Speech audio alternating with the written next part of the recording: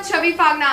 खास मुलाकात में इस वक्त हमारे साथ कर्नल देवानंद गुर्जर हैं, जो कि इंटरनेशनल गुर्जर समाज के प्रेसिडेंट हैं, और इसी के साथ हमारे साथ मरुधर बुलेटिन के संपादक विवेक सिंह जादौन हमारे साथ बने हुए हैं। तो चलिए खास मुलाकात के शो की शुरुआत करते हैं। विवेक सिंह जादौन से मैं कहूंगी कि वो कर्नल देवानंद गुर्जर का स्वागत करें। देवानंद जी, सबसे पहले मरुधर बुलेटिन चैनल में आपका स्वागत है।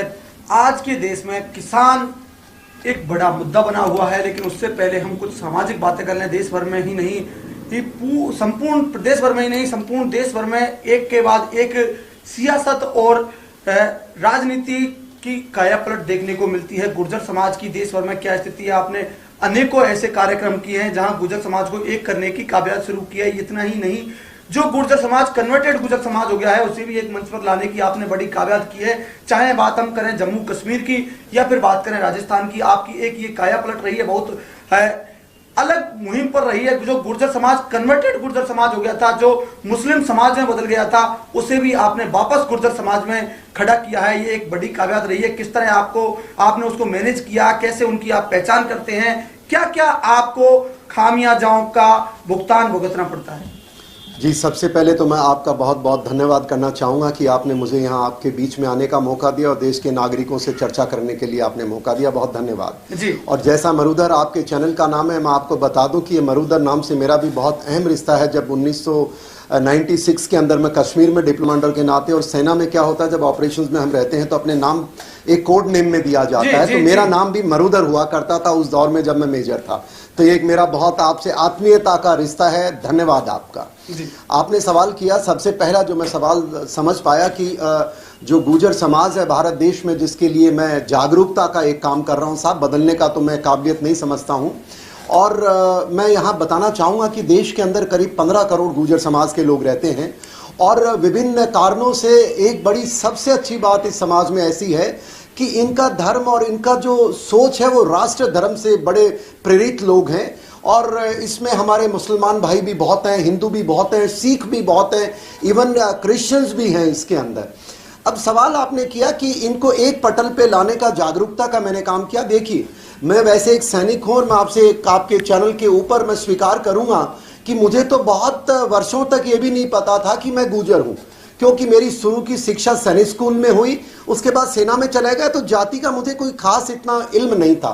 पर मैं बताना चाहूँगा, कश्मीर में जब सबसे पहली बार मेरा 84-85 के मेरे टेन्योर में जब गया, तो मैंने देखा कि एक सिविलियन लोग बाग हैं, कश्मीरी हैं, लंबी दाढ़ी और बड़े लंबे लोग हैं, जो हमारे सेना के साथ हमारे रसद पहुंचाने में काम करते हैं, हमारे बीमार को ले जाने में काम करते हैं, वो हमारे खाना बनाने में मदद करते हैं, पानी पहुंचाने में। मैंने कहा ये लोग हैं कौन?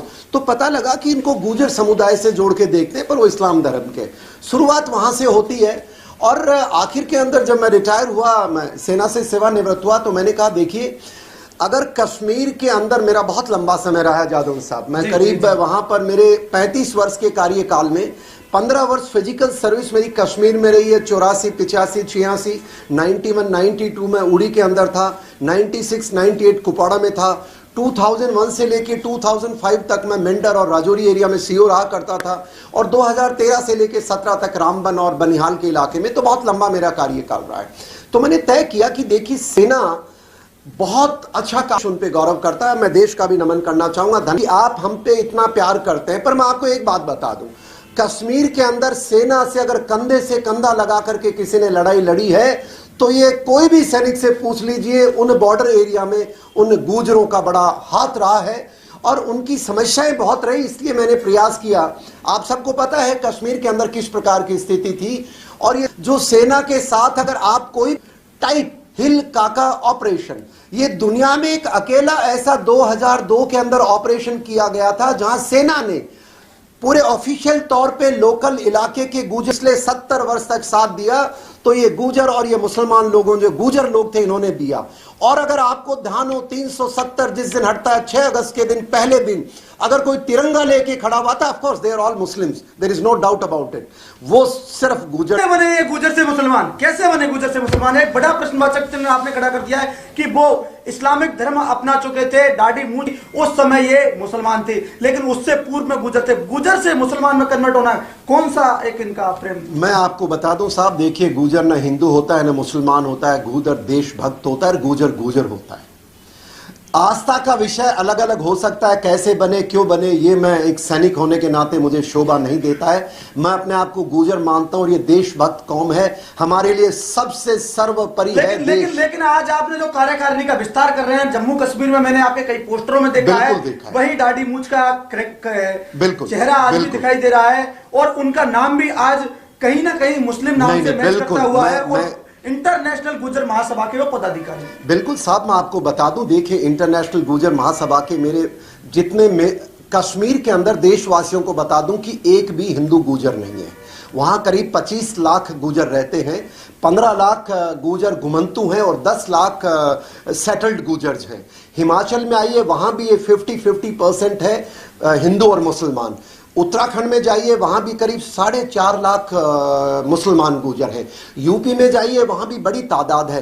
पर देश को ये गुजर क्या राजस्थान में आज हम बैठे, राजस्थान में भी कोई आंकड़ा है आपके पास? बिल्कुल, राजस्थान में मेरी 3 दिन पहले चूरू के अंदर, राजस्थान की एक अलग परिस्थिति है साहब। देखिए पूरे देश में गुजर, चाहे हिंदू हो चाहे मुसलमान हो, अपने नाम के आगे गुजर लगाता है। एक राजस्थान एक प्रदेश मिला जिसमें बीकानेर के अंदर गुजरों का मोहल्ला मिला जो गुजर लिखता है। और मेरे को बाद में जब मैंने लोगों के बीच में गया तो पता लगा कि जो राजस्थान में घोषी समाज हम कहते हैं, शायद आपको भी ज्यादातर को नहीं पता होगा कि घोषी एक नाम दे दिया गया इनकी गुजर जो आइडेंटिटी को दूर करने के लिए। अब क्यों किया मुझे नहीं पता है। और मेरी 3 दिन पहले हमारे चूरू में मीटिंग हुई थी, उसमें इन सब ने फैसला किया कि साहब हम गुजर हैं और आज के बाद हम गुजर ही लगाएंगे। और वहां पर जो एक हमारे जनप्रतिनिधि हैं, मेरा मकसद ये है कि देखिए धर्म एक अलग चर्चा है, हम देश हमारे लिए सुप्रीम है और हमारी आस्था अलग अलग है, इसलिए फिर भी हम एक अपने आप को मानते हैं। ये बहुत बड़ी बात है, मुझे फक्र होता है। और कश्मीर में देखिए आप जिस तरीके से, मेरे से मत पूछिए, आप किसी भी सैनिक से पूछिए, भाई साहब आपके उन बॉर्डर एरिया में LOC के ऊपर जो सामान ले जाते हैं आप किसके हवाले करते हैं? क्या कश्मीरी के हवाले करते हैं कि गुजर के करते हैं? आपको जवाब मिल जाएगा। आपको इंफॉर्मेशन देता वो कौन देता था? आपके साथ जो बर्फ के टाइम में सेना की मदद करता था वो कौन करता? मैं खुद बता दूं, 84 में मेरी एक पोस्ट थी साहब, वो करीब 12,000 फीट थी और उस दौर में ये हिंदुस्तान पाकिस्तान टेररिज्म की कोई लड़ाई नहीं थी। और वो था गुरेज सेक्टर के अंदर, पंत नाम की एक पोस्ट है, बहुत ऊंची है साहब। वहां पर पानी सर्दी हो या गर्मी हो, घोड़े या आदमी अपनी पीठ पे ले जाता है, करीब 4 घंटे लगते हैं उसको नीचे से पानी ऊपर ले जाने में। और वो भी एक चश्मा है। मैं देश को बता दूं कि वो चश्मे से पाकिस्तान और भारत दोनों के टाइम बांध करके, बिकॉज सर्वाइवल का तरीका ही नहीं था, अब स्थिति बदल चुकी है।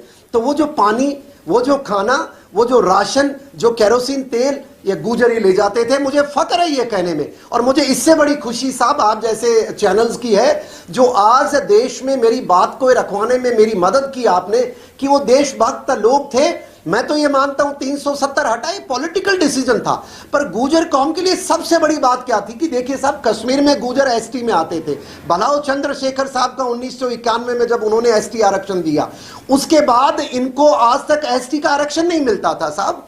370 हटा, भलाओ सरकार का। मैं तो, मेरे लिए सारी सरकारें एक है, देश की सरकारें हमारी नागरिक चुनते हैं।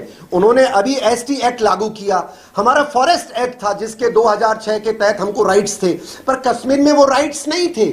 वहां देवानंद जी, मेरा आपसे ये सवाल है कि आपने ST एक्ट की बात करी है, तो उससे समाज को क्या फायदा मिलेगा? आपका सवाल बहुत सही है। मैं बता दूं, जैसा मैंने बताया 1991 के अंदर ST एक्ट भारत सरकार ने कश्मीर में गुजरों को दिया था।